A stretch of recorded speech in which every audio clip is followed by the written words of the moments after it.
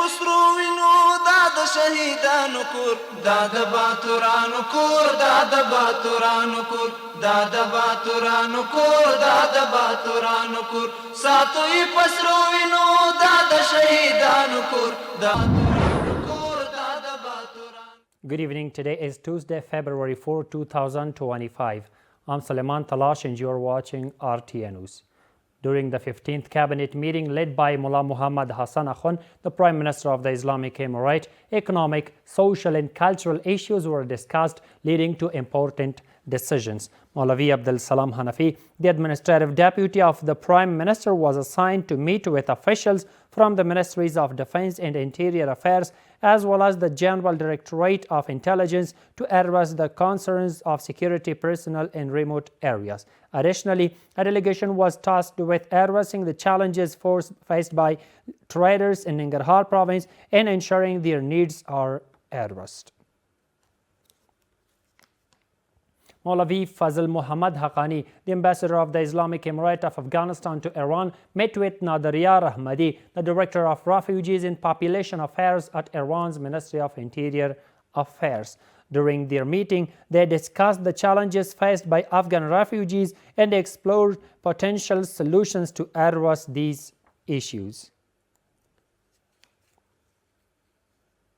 Maulavi Zabihullah Mujahid, the spokesman for the Islamic Emirate, announced that the work has commenced on constructing a 30-bed hospital in every district of the country to improve access to health services for the people. Mr. Mujahid also mentioned that the Islamic Emirate has started building dams in all districts to combat drought. Most of these projects have been completed and the remaining ones will be finished soon. Additionally, he highlighted the construction of the 500-kilometer Kabul-Kandahar road by Afghan workers as a significant achievement.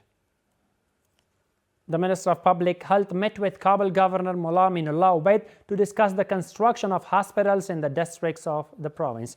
The Ministry of Public Health reported that the meeting also addressed the expansion of ambulance services at the 4 entrances of Kabul city, the establishment of emergency centers along highways, and the standardization of health services in hospitals inside Kabul.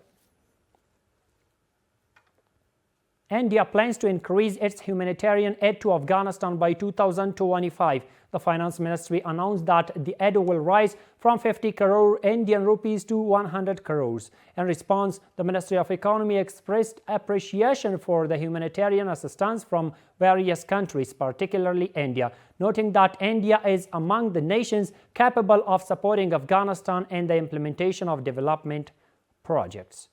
Let's see more in this report. According to a statement from the Ministry of Finance on its website, India has increased its humanitarian aid to Afghanistan and Maldives in 2025 and 2026 budget. In the new fiscal year budget, New Delhi has reduced its overall foreign aid compared to last year. However, it still supports certain countries such as Afghanistan and Maldives. Notably, India's special aid to Afghanistan has increased from 50 crore rupees to 100 crore. Additionally, the Ministry of Economy expressed gratitude for humanitarian aid from the countries around the world, particularly India.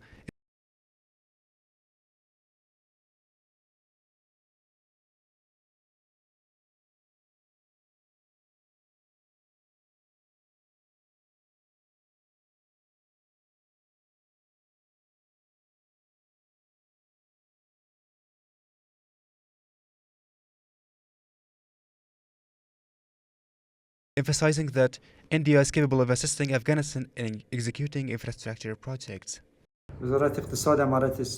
The Ministry of Economy of the Islamic Emirate welcomes assistance from all countries. Our policy is a balanced one. India is also among the countries that can play an important role in Afghanistan's development projects. Economic experts consider India's relation with Afghanistan significant, stating that any engagement between the two countries can enhance their economic and political relations. Throughout history, India has maintained humanitarian and very good relations with Afghanistan.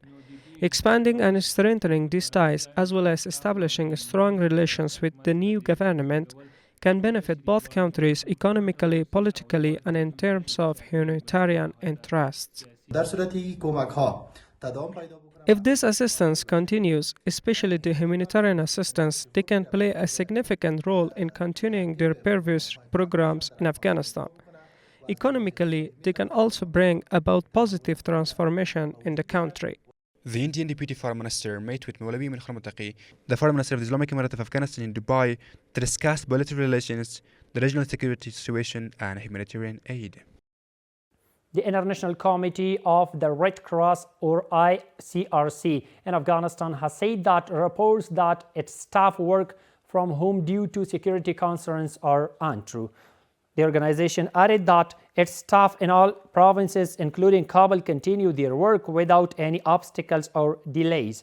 The organization has once again expressed its commitment to providing humanitarian assistance to the country's needy people.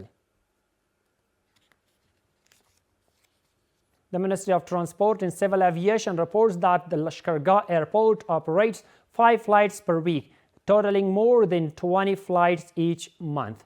The ministry also states that the airport features a standard runway which is suitable for both large and small aircrafts to land and take off.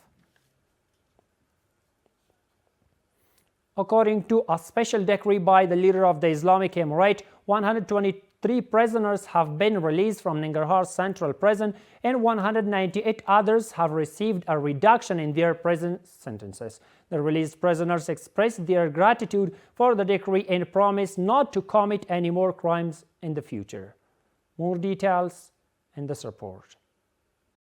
According to the decree of Amir al-Mu'minin Hafazahullah, the leader of the Islamic Emirate, 123 prisoners were released from the Nangarhar Central Prison and 198 prisoners received reductions in their prison terms. Maulawi Suhail Said, the head of the Nangarhar Prisons Department, stated that due to the mercy of the Islamic Emirates leader, a total of 321 prisoners from the Nangarhar Central Prison have been granted amnesty or a reduction in their sentences.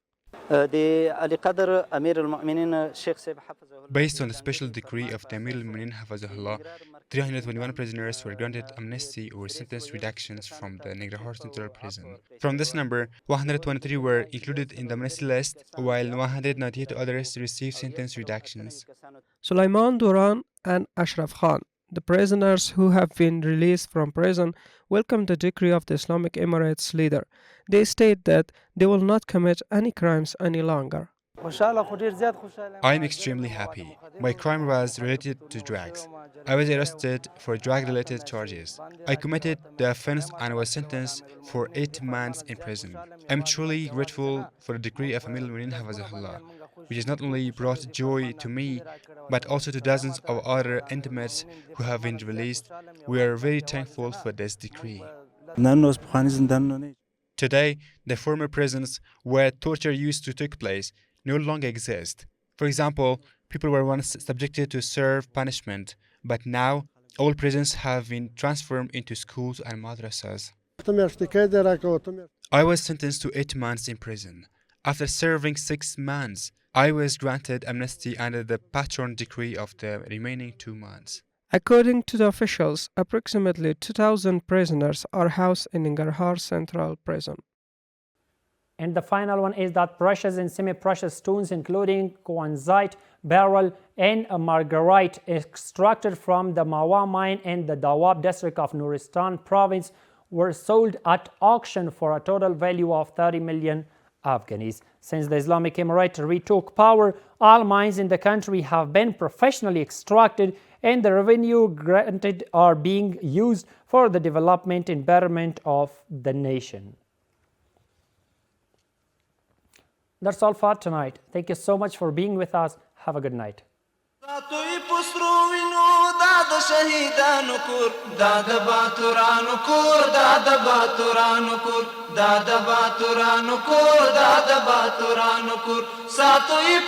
وینو دا د شهیدانو کور دا